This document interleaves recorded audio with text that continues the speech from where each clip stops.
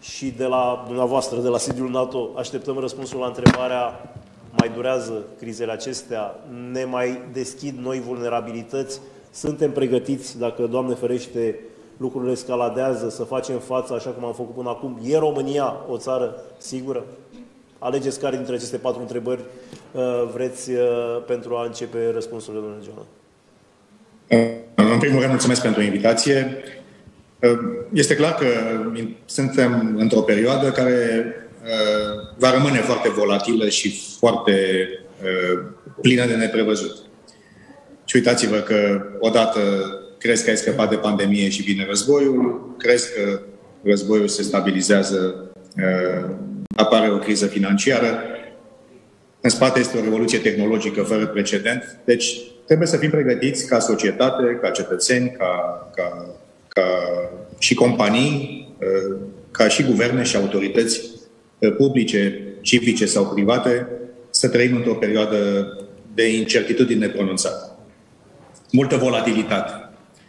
Și ceea ce vedem că se întâmplă, inclusiv în România, inclusiv în Europa, inclusiv în NATO, inclusiv la nivel mondial, este o nouă relație între securitate și economie. Securitatea economică, reziliența în sens larg, devine un element pe care guvernele și sectorul privat încep să-l cuantifice într-un fel.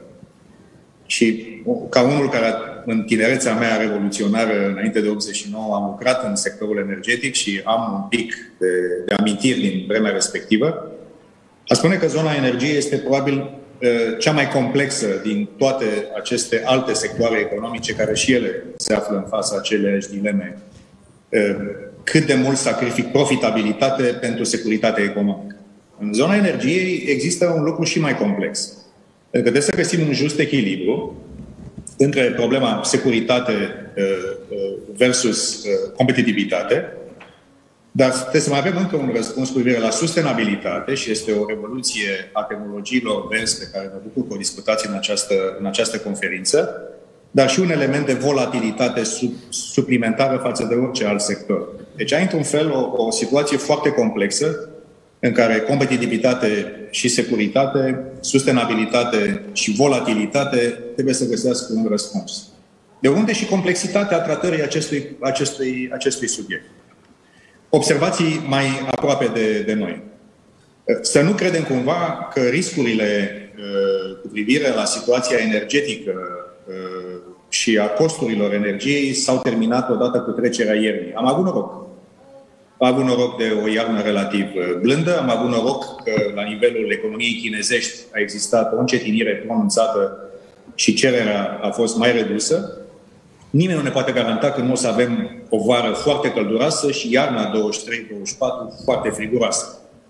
Iar China își ia măsuri pentru a începe să crească economic din nou, deci cererea va fi foarte mare și acolo. Deci toate semnalele pe care le dăm și noi de la NATO, care dau și agențiile specializate la nivel internațional, să nu ne culcăm pe ureche. Greul încă nu a trecut. Războiul energetic continuă.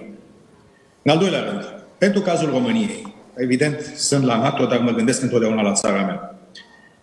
Nu vreau să discut despre trenurile care au trecut prin gara numită România pe zona energiei și care nu au fost pe deplin fructificate. E un subiect pe care trebuie să-l discutăm cu toții acasă, nu în acest dialog.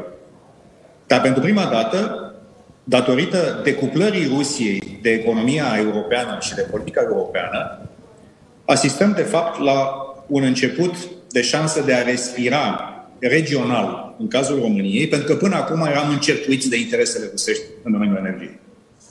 Derusificarea sistemului energetic european este o șansă formidabilă pentru ca România să-și pună în sfârșit aturile în valoare. Dar, așa cum spuneam în prima parte a intervenției mele, pentru asta este nevoie de o capacitate de guvernanță în sectorul public și privat. Public și privat, la cote pe care până acum trebuie să recunosc ca român că nu cred că le-am avut nici de o parte, nici de alta la nivelul solicitat. În al treilea rând, există în acest moment o reconfigurare a sistemului energetic mondial.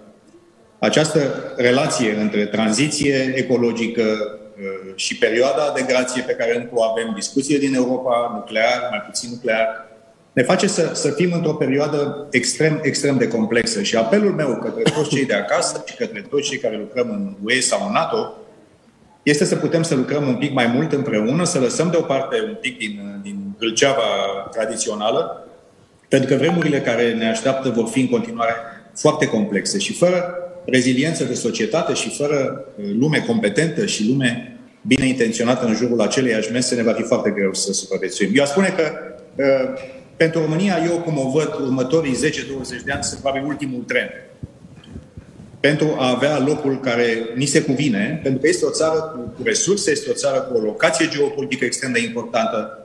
Și ultima întrebare, Adi, care este pe buzele tuturor, sunt investițiile din zona Mării Negre sigure? Pot să vă spun un răspuns să vă dau un răspuns foarte, foarte simplu. Tot ce este pe teritoriul românesc și teritoriul NATO, lucrurile sunt sigure. Dar după cum vedeți, pe zona de mare internațională, ați văzut incidentul recent cu drona de cercetare americană. Am avut o întâlnire chiar ieri, cred, l-am primit aici la sediul NATO pe ministrul de externe al Georgiei.